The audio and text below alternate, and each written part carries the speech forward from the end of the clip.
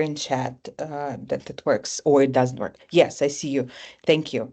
Fantastic. So we are starting with Universal Design for Learning, or UDL, and we'll be thinking today, how can you reach more learners in less time? My name is Anastasia Williams. My pronouns are she, her, hers, and I am a Director of Teaching Excellence at TILT. So our objectives for today are to implement some time-efficient, UDL-informed strategies that simultaneously reduce instructors' workload, save time, while improving students' learning outcomes and supporting our students. The second learning objective is to identify high-impact bottlenecks or barriers that are most critical for improving student learning in your course and evaluate potential instructional strategies and select an appropriate intervention that will effectively enhance the accessibility and inclusivity of your course materials and activities or course design. I want to acknowledge that in case some of you are not teaching this semester or in your instructional staff and you are doing some other types of programming, for example, workshops, training sessions or such, I believe that those learning objectives can be still applicable to you. And instead of thinking of your course, you can think about some other learning experience that you deliver, for example, workshop. So our first activity will be a warm-up. I imagine that some of you are familiar with this image, with this cartoon. You could see that an instructor seated in front of the animals saying for fair selection, everybody has to take the same exam. Please climb that tree. So we often discuss this cartoon in our conversations on equity, accessibility with instructors and students, and I would like us to start thinking about this, this image, this cartoon. So I would like you to think about what is your reaction to this picture, what comes to your mind, anything that you think comes to mind regarding, let's say, fairness or any type of reaction. Think about your course, you as a learner, you as an instructor. I'll give you a minute to start typing your thoughts in our chat, but don't hit enter until I say go. So you can start typing. In a minute, I'll say enter, and then we will see everyone's answers coming up simultaneously in our chat.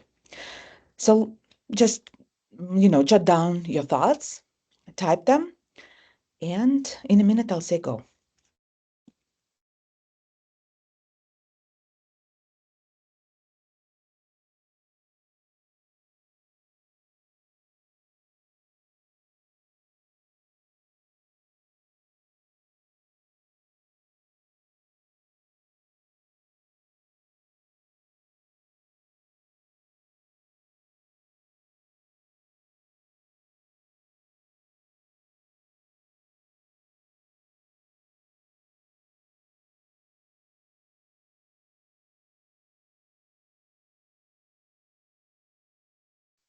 30 seconds left.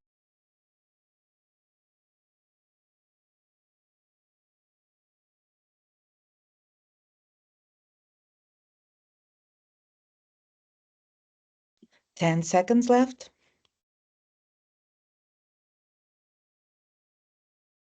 And go.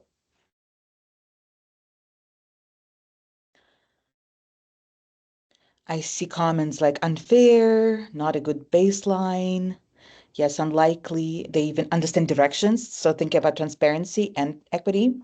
The logic of this fair selection seems unfortunately aligned with traditional educational structures, not realistic measure. Yes. Connects with the importance considering all learners. Yes. Provide support to learners based on their abilities. Equal but not equitable assessment. Makes me sad for some of the animals. Me too. Equal but not equitable. Absolutely.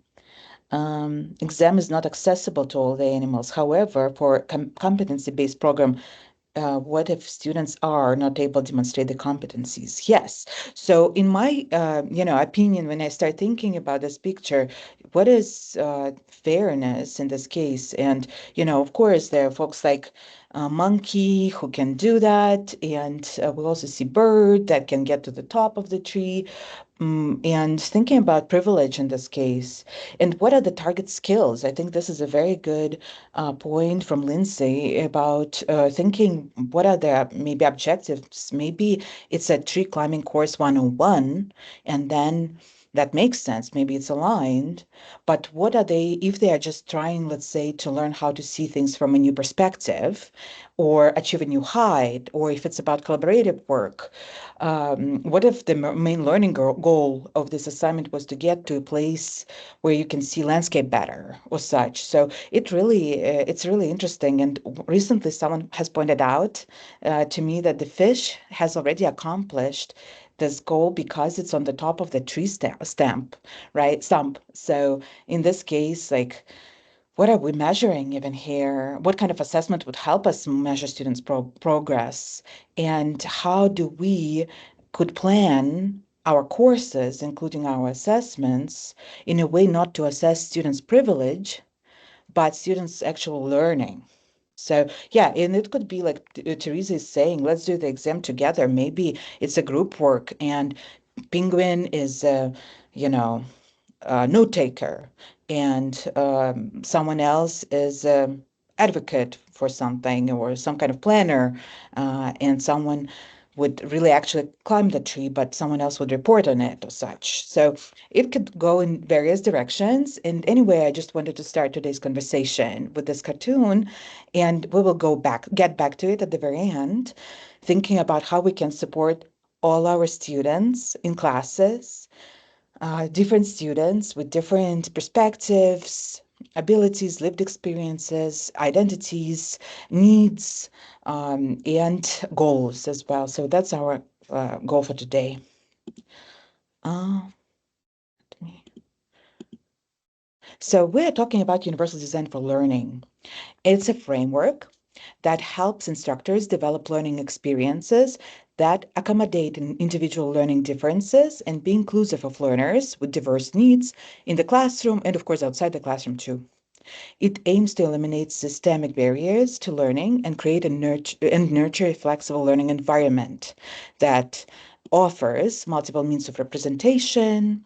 For example, let's say we're sharing things in form of article, visuals, videos, podcasts, multiple means of action and expression, and multiple means of engagement. And in this case, it would be, let's say, uh, different ways to achieve this goal of seeing things from a new perspective, if we are thinking about some scenario from based on this picture that I just shared with you.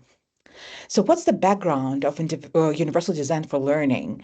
Originally, it comes from architecture and design, thinking about spaces. Universal design was coined by architect Ronald Mace.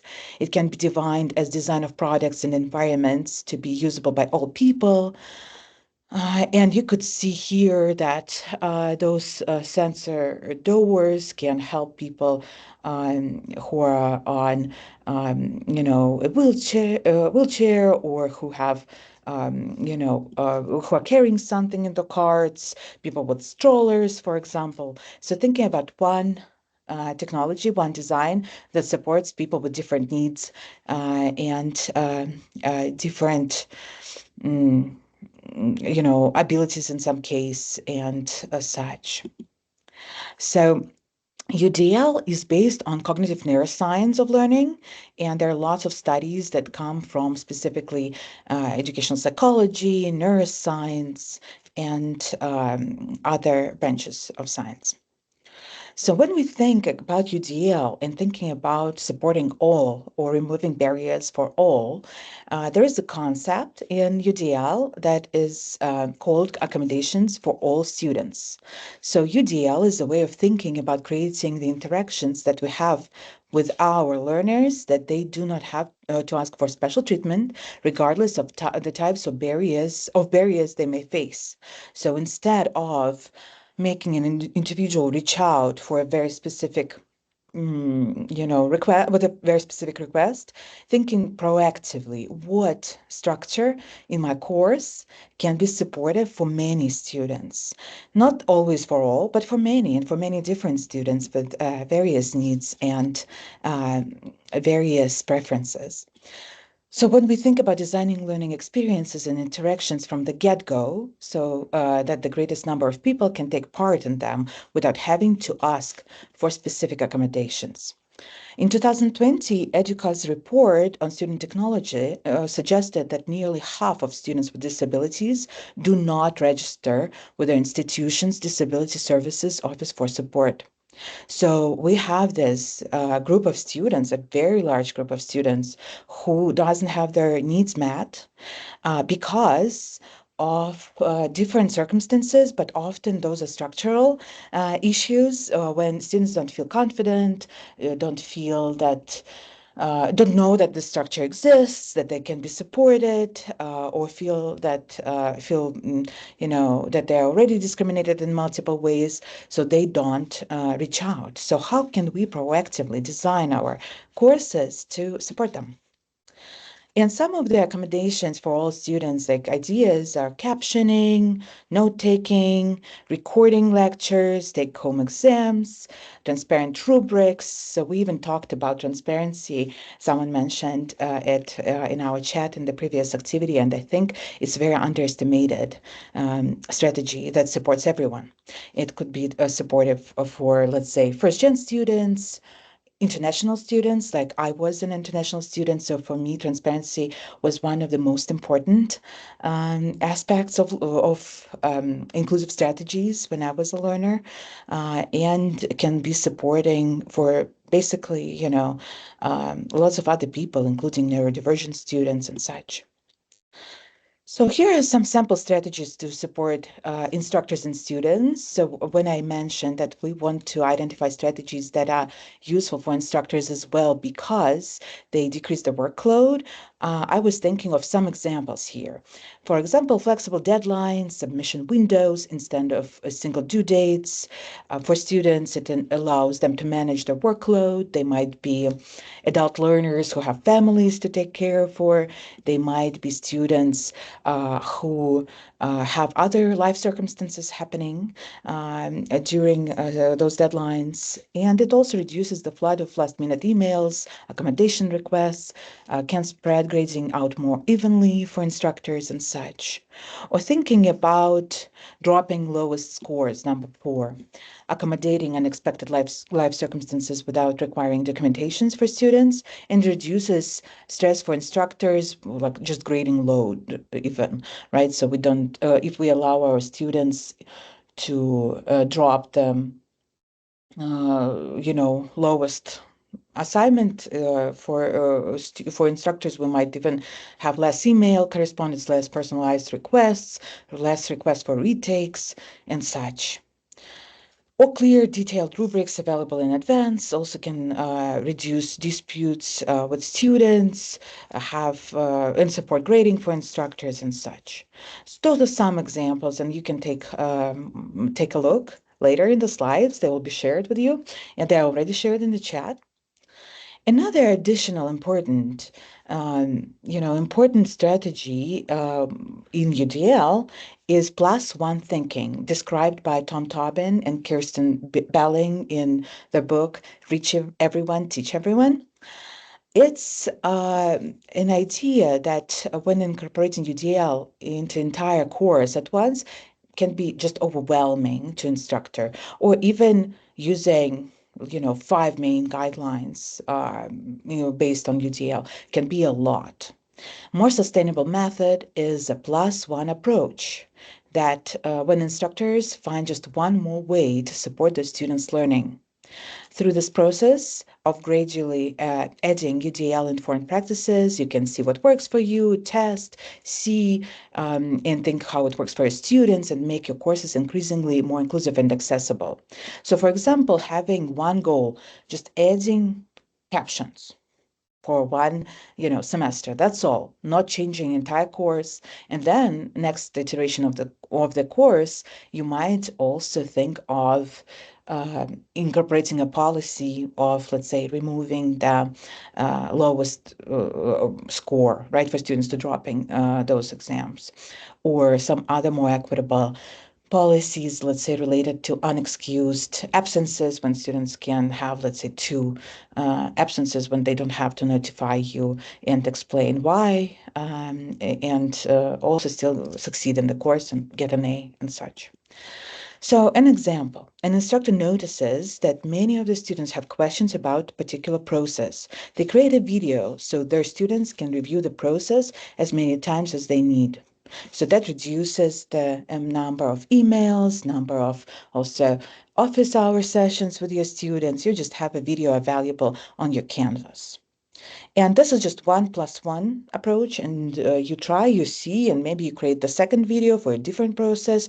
But that's all for the semester. Like what we preach when we talk about our teaching effectiveness framework, TAF, one goal a year. And that is really, a sustainable way for instructors to continue supporting their students, continue reflecting on the teaching, but also not to feel the burden of changing everything at once or increasing the workload. We know how busy you folks are and how committed you are to support your students. So start thinking about what could be your plus one in your context, in your teaching context, in your training context, if you are working in one-on-one settings, let's say advising or some other consultations, maybe there are some other barriers that can be removed. And that's just one more thing that can be of help for your students' learning. Think for a moment.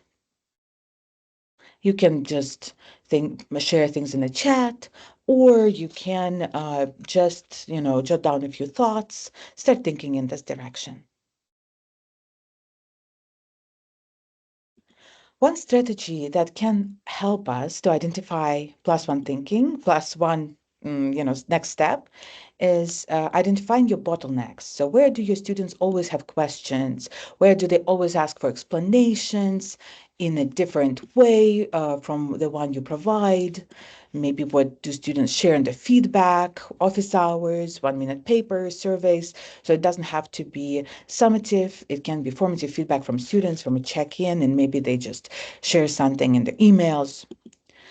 You can then create a list of those bottlenecks and try to identify, kind of rate them in terms of impact on your students' learning in your course. And think of your own time, capacity, well-being, physical health, anything that comes to your mind, other pressing deadlines at this point of the semester, knowing that it's already like we're very far in the semester.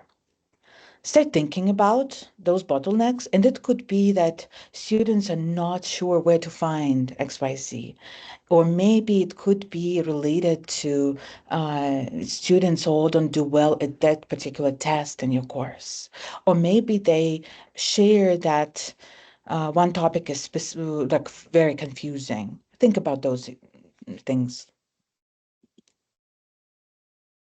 Pick a bottleneck you'd like to address, and that can be your plus one. After that, you can start thinking about more specific examples. So usually people at this point think about something broad, like students always skip reading lengthy articles in my course, so big books. And instead of just assumption like this, you can make it more concrete. Students don't complete articles on that particular week or multiple weeks and or experience difficulty discussing related materials. So try to make it more concrete. And at this point, you can share some in our chat, some ideas in our chat. Just, it doesn't have to be very specific, anything that comes to your mind. So we can check in and see that we're on the same page. I'll give you a moment to type.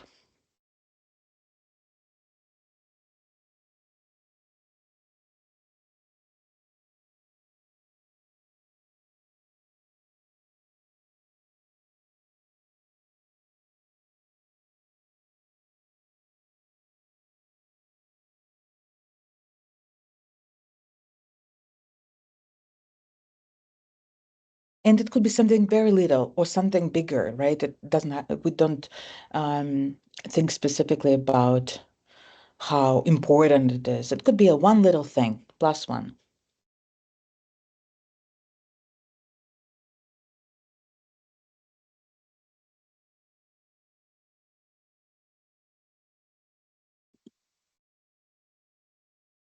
If you don't teach, you can think of your experience as a learner also, just for mental kind of exercise.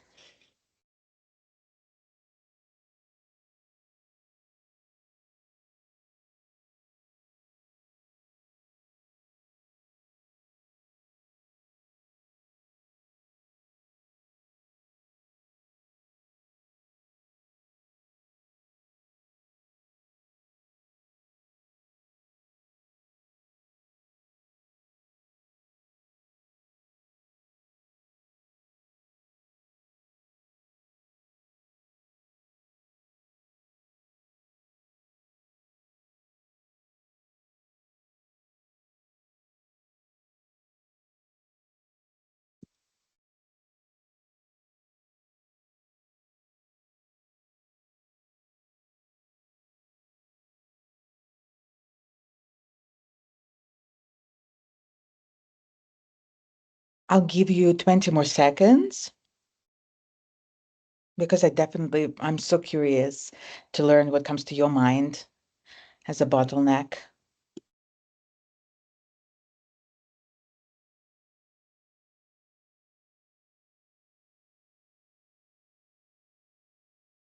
Also, if you have questions, if you don't fully understand what can be a bottleneck, please also share in chat. I'd like it to be a space where we support each other. I see two folks responded. So finding participants for the field work. That is hard actually. My final projects will require community engagement. Love community engagement components. They're so meaningful for students. And yes, finding participants for their fieldwork can be hard. So really thinking about maybe transparent instructions and uh, some kind of workflow around this. Maybe even recorded videos with the past students how in describing their processes step by step, right? Or maybe it's a part of even a reflective activity at the end of the course, mapping how you found, and then creating this repository of stories of students, how they found those, just some first things that come to my mind. Create example write-ups for ME1 and ME2. Students have difficulty understanding or identifying the amount of detail and structure to the write-up. Yes. So also thinking about maybe it's a video with instructions. Maybe it's a just transparent written up instructions. Maybe it's examples.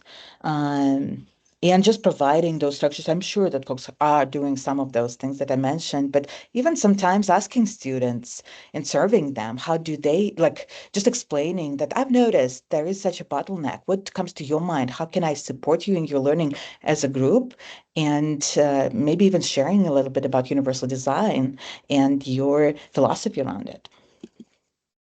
So mapping out solutions, it could be thinking about what is a desired outcome or an aspiration. So, for example, thinking about um, now students don't spend that much time on finding, let's say, community partners, but or they're matched well with those community partners, and it's more streamlined. Thinking about what ideas do you have that you have tried or not to help students get through the bottleneck, help support your students to overcome it, guidelines, scaffolding, range of examples, one-on-one check-ins, or some other structures, like I mentioned, like videos or such. How could this task be explicitly modeled? How can students practice those skills and receive feedback? Scaffolding, maybe. How can you determine if your students succeeded? So maybe really thinking about transparent criteria for success.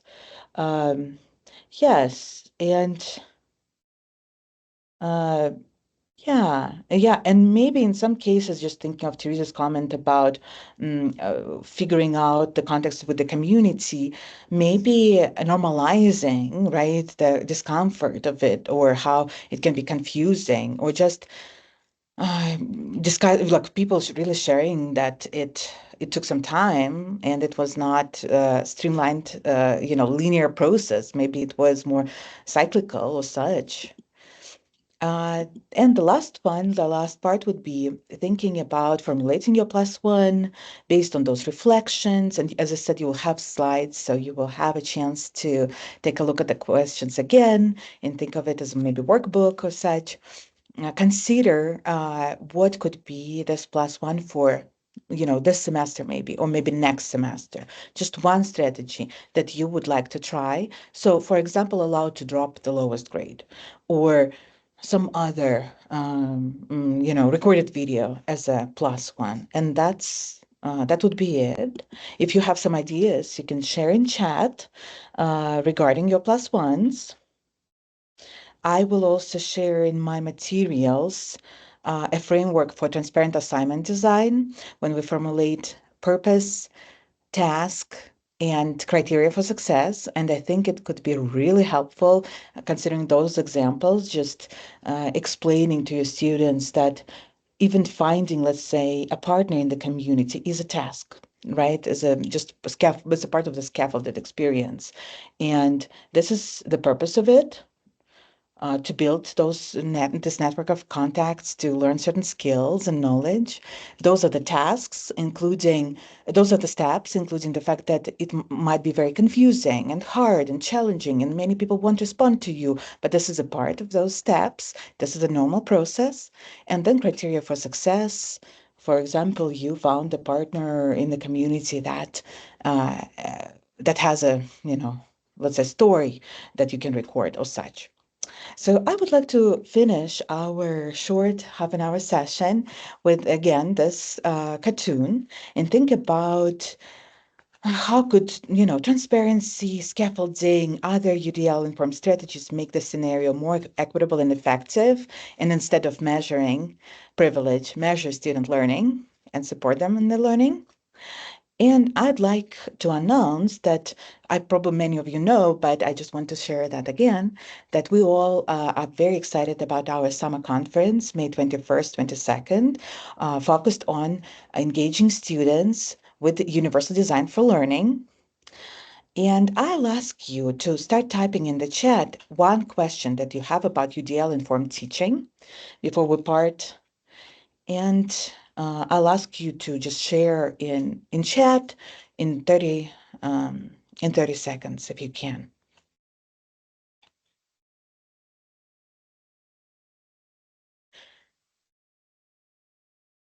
So I would like to use it as an opportunity for us to even think of specific sessions or specific ideas for our summer conference.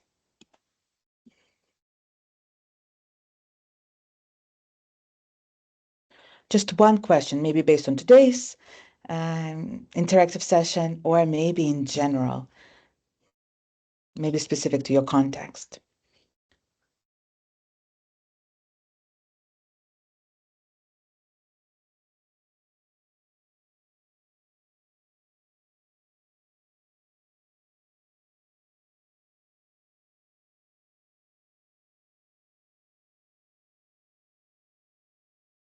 In 10 seconds, I'll ask you to hit enter.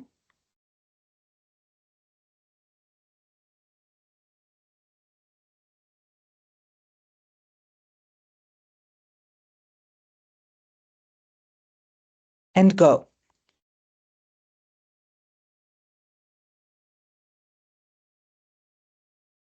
How can we integrate UDL with AI? Great question. We're now working on our AI series, and the next one is March 25. For the questions about three tenants, multiple means of, action, engagement, how they're similar, how they're different, we'll have some resources I'll share even in our follow-up materials. How to balance or integrate UDL principles with competency-based education requirements. Great question. This is fantastic. Awesome. Thank you, and keep posting questions if you have, or reach out if you'd like. I also want to share before we part that there is an opportunity for you to apply to participate in this conference, not only as an attendant, but just present in our engagement stations where you can share one strategy, an idea, innovation. So I'll post in the chat our Qualtrics survey as a call for proposals, so you can scan this QR code. And if you submit a short description before the end of March 28th, we would love to have you there. And this is the end of our workshop. You can fill out our survey here. And if you have any questions or would like to schedule a one-on-one consultation to think about your specific context, I'm just one email away. Here's my email with T in the middle. And I am very grateful for you being here today. And I hope that you will feel that UDL is possible for you without adding too much pressure or burden to your teaching and workload. Thank you so much for being here. And I hope to see you also at our summer conference focused on UDL with a great guest speaker, Lillian Nave. Thank you. If you have more questions, feel free to reach out. I'll also stay here for a couple of minutes. Yes, we look forward to seeing you at the conference.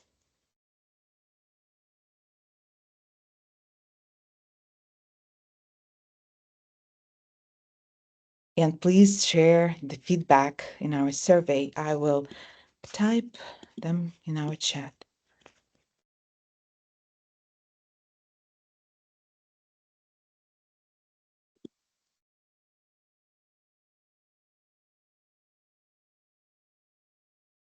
Yes, for the conference, we also have a web page for the conference.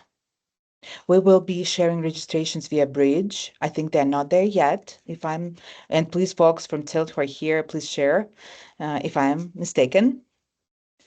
But we have a great web page on our SummerCon.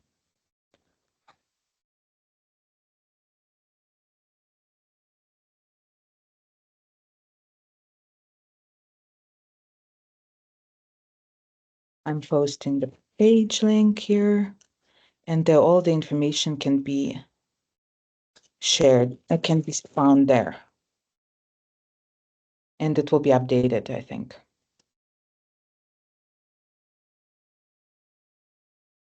Okay, if someone would like to share anything else.